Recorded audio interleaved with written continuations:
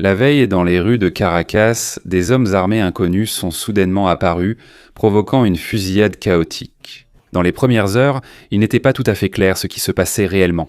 Plus tard, les autorités ont dit qu'un drone non identifié avait survolé le palais présidentiel et que les militaires avaient tenté de l'abattre. Mais des rumeurs circulaient tremblaient déjà sur Internet selon lesquelles une partie des militaires, au Venezuela, refusaient d'obéir à la nouvelle présidente Delcy Rodríguez et préparaient presque une tentative de coup d'État et de prise de pouvoir. Dans le même temps, suite à la capture de Nicolás Maduro par les États-Unis, le gouvernement vénézuélien a lancé des répressions, arrêtant notamment des journalistes et utilisant des groupes paramilitaires pour réprimer toute manifestation de soutien au renversement du dirigeant autoritaire. En fait, c'est la guerre. Les militaires sont apparus dans les rues des villes et y imposent désormais l'ordre. Et maintenant, des sources internes assurent que le ministre de la Défense du Venezuela, Vladimir Padrino, a finalement promis le soutien des forces armées du pays à la présidente Rodríguez après qu'elle a prêté serment lundi en tant que présidente par intérim. Parallèlement, Donald Trump a déjà exigé du nouveau président qu'il expulse de Venezuela tous les réseaux d'agents, en particulier les agents de la Russie et de la Chine, ainsi qu'il impose un embargo total sur la vente de pétrole aux adversaires des États-Unis. Alors que se passe-t-il réellement aujourd'hui au Venezuela ? Nous allons en discuter dans cette émission. Je m'appelle Alexei Pecci, discutons de ce sujet. Avant cela, merci de vous abonner à la chaîne, de liker l'émission et de commenter la vidéo.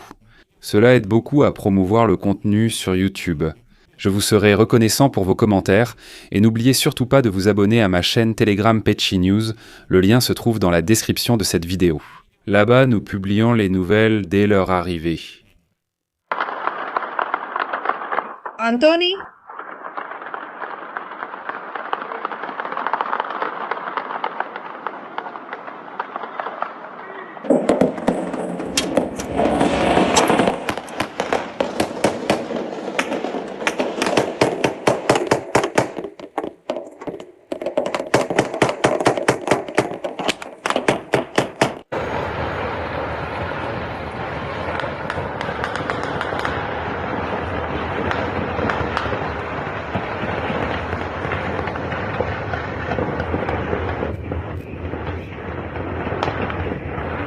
Mince, pourquoi tu t'accroches autant à la terre? Mandando tirant al suela hasta carao et hasta carao enemi. Si tu l'entends et avance, je vise ici et Carao te parle. Merde, c'est flippant, mec. Voici les images apparues hier soir sur Internet. C'est Caracas, en plein centre de la capitale vénézuélienne, et les médias locaux en ont parlé avec retenue, disant que dans le quartier du palais présidentiel de Miraflores à Caracas, on a entendu des coups de feu. Selon les médias locaux, les forces de sécurité ont ouvert le feu sur des drones non identifiés qui effectuèrent des vols non autorisés près du palais de Miraflores. Et sur les vidéos publiées sur les réseaux sociaux, on pouvait entendre des coups de feu. De plus, des motos sont apparues dans la zone de l'incident. Elles sont généralement utilisées par ce que l'on appelle les forces des collectivos. J'expliquerai un peu plus tard qui ils sont.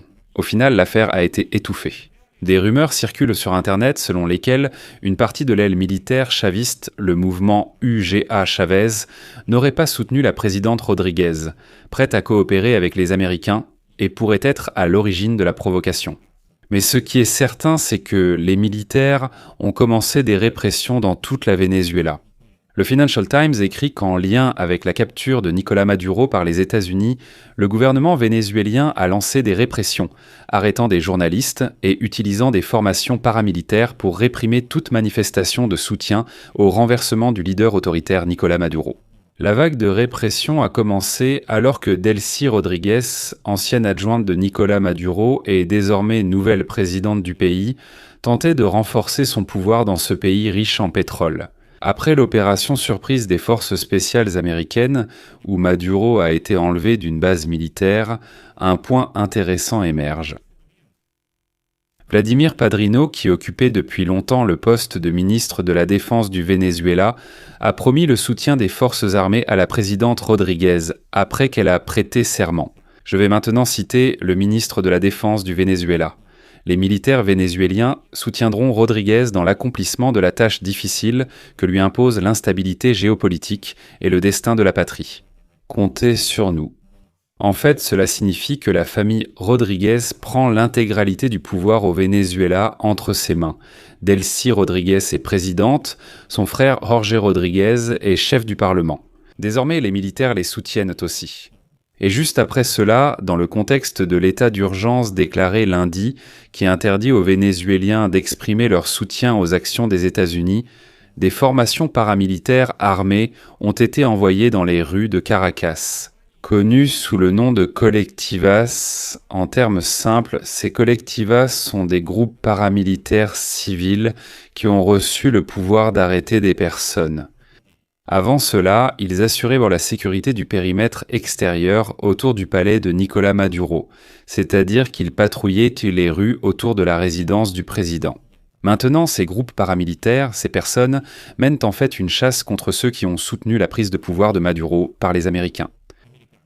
Les syndicats des travailleurs des médias au Venezuela ont signalé que 14 journalistes et employés des médias, dont 11 d'ailleurs, de publications étrangères ont été détenus pendant plusieurs heures, interrogés puis relâchés. Selon le syndicat national des travailleurs de la presse du Venezuela, la plupart des arrestations de journalistes ont eu lieu près du bâtiment de l'Assemblée nationale au moment de la prestation de serment officielle de Rodríguez. Après que les forces spéciales américaines ont capturé Maduro et son épouse Cilia Flores samedi, le reste de son régime a tenté de réprimer les célébrations publiques dans les rues. Et donc dans le décret sur l'instauration de l'état d'urgence, daté, soit dit en passant, du 3 janvier mais publié dans le journal officiel seulement lundi, les autorités étaient chargées, je cite, de commencer immédiatement à rechercher et à arrêter toute personne impliquée dans la promotion ou le soutien d'une attaque armée des États-Unis sur le territoire de la République. Actuellement, l'état d'urgence est en vigueur au Venezuela, ce qui permet de restreindre la liberté de circulation des personnes et de confisquer les biens nécessaires à la défense nationale. La suspension du droit de réunion et de manifestation interdit de sortir célébrer la destitution de Maduro. Il est rapporté que les autorités policières du Venezuela vérifient les téléphones des gens pour savoir s'ils possèdent quelque chose qui pourrait être interprété comme un soutien aux actions des États-Unis. En cas de découverte, ils arrêtent aussitôt la personne. De plus, la police a pris le contrôle de tous les groupes appelés collectifs, ces mêmes groupes paramilitaires. Ils contrôlent maintenant tous les points de contrôle à la sortie des villes et tous ces groupes collectivos sont sous le contrôle du ministre de l'Intérieur du Venezuela, Diosdado Cabello. Ce sont des membres de la faction radicale du régime de Maduro et d'ailleurs il dirigeait la police en 2020 lorsqu'il y a eu une tentative de renversement du régime de Nicolás Maduro en mai. Il y a eu une invasion dans ce pays, des Américains étaient également impliqués et ce Cabello dirigeait aussi la police à ce moment-là. C'est donc clairement un homme du régime de Maduro, mais il a été maintenu, il est resté au pouvoir et voilà. La dirigeante de l'opposition vénézuélienne, María Corina Machado, a qualifié les répressions d'inquiétantes lors d'une interview à Fox News, affirmant que le gouvernement américain devait les surveiller de près. Citation de Delcy. Rodríguez est un des principaux organisateurs de la torture, des persécutions, de la corruption et du trafic de drogue. Elle est la principale alliée de la Russie, de la Chine et de l'Iran. C'est pourquoi les investisseurs internationaux ne peuvent pas faire confiance à cette personne et elle est rejetée par le peuple vénézuélien. Et c'est là qu'un point intéressant est apparu. Parmi les premiers à féliciter Delcy Rodríguez pour son investiture figuraient les ambassadeurs de la Russie, de la Chine et de l'Iran.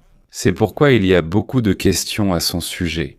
L'une des sources du Financial Times raconte que, selon beaucoup à Caracas, la capture de Maduro a été le résultat des actions d'un traître dans ses rangs, malgré la fusillade acharnée qui a précédé sa capture, au cours de laquelle des dizaines de ses gardes du corps ont été tués. D'ailleurs, il était protégé par des Cubains et Cuba a déclaré qu'environ 40 personnes ont effectivement été tuées, la plupart des gardes du corps tués étant justement des Cubains, car c'est Cuba qui aidait Maduro à maintenir le pouvoir. Et voici ce qu'écrit le Financial Times. Un indicateur de la tension persistante à Caracas après la frappe américaine a été les coups de feu entendus lundi soir près du palais présidentiel. Un représentant du gouvernement vénézuélien a déclaré que cela s'était produit à cause de drones, survolant la zone sans autorisation et des tirs de sommation de la police. Il n'y a pas eu de confrontation, et tout le pays est dans un état de calme total. Pendant ce temps, Donald Trump a exhorté le nouveau président du Venezuela à ne pas jouer avec le feu. Donald a présenté à la présidente par intérim du Venezuela, Delcy Rodríguez, plusieurs exigences et a affirmé être prêt à envoyer des troupes si elle refusait de coopérer avec les Américains. La principale exigence de Washington est le renforcement des mesures de lutte contre le trafic de drogue, l'expulsion des agents de pays ou de réseaux hostiles aux États-Unis et l'arrêt de la vente de pétrole aux adversaires des États-Unis d'Amérique. De plus, les États-Unis ont appelé Rodríguez, qui a prêté serment après la capture de Nicolás Maduro, à libérer tous les Américains des prisons vénézuéliennes. De plus, selon les interlocuteurs, les responsables américains penseront que la nouvelle dirigeante du Venezuela devra organiser des élections libres, puis démissionner, sinon elle sera écartée. Ces exigences pour renforcer les relations entre les deux pays avaient déjà été rejetées par Nicolás Maduro. Et Donald Trump a déjà laissé entendre que si Rodríguez agit finalement comme Maduro, elle connaîtra un sort encore pire que celui de Maduro. Lundi, Donald Trump a affirmé que si Rodríguez arrêtait de coopérer avec les responsables américains, il pourrait envoyer des troupes au Venezuela. Il dit « Nous sommes prêts à le faire. Nous pensions déjà devoir le faire, mais nous allons d'abord tenter de négocier avec Rodríguez. » Je rappelle aussi que Rodríguez elle-même, dimanche, a appelé Washington à la réconciliation et à la coopération, déclarant que le nouveau gouvernement du Venezuela. Le Venezuela invite les États-Unis à travailler ensemble sur un programme de coopération visant au développement commun dans le cadre du droit international et au renforcement d'une coexistence durable au sein de la communauté. En somme, pour l'instant, ce sont toujours les mêmes personnes qui restent au pouvoir au Venezuela, c'est-à-dire tous ceux qui étaient avec Maduro. Mais pour l'instant, il semble qu'ils soient tout de même prêts à négocier avec les Américains. Et comme l'a déclaré hier l'ancien ambassadeur des États-Unis au Venezuela, les Américains n'ont pas pour objectif d'y instaurer la démocratie, leur but est différent, c'est plutôt d'améliorer les relations pour qu'il n'y ait pas de régime hostile dans ce pays. Je vais m'arrêter là. Donnez votre avis et vos conclusions dans les commentaires sous cette vidéo, abonnez-vous à la chaîne, cliquez sur la cloche et n'oubliez pas de mettre un like si vous trouvez cet épisode utile et si les informations vous ont intéressé. Vous pouvez soutenir financièrement le travail de cette chaîne YouTube en faisant un don ou en vous abonnant via les liens et coordonnées indiqués. Dans la description de cette vidéo, il est écrit « Soutenir la chaîne Alexei Peschiy ». Choisissez le format qui vous convient le mieux. Je vous serai reconnaissant pour tout soutien de votre part. C'est tout pour aujourd'hui. Prenez soin de vous. Au revoir à tous.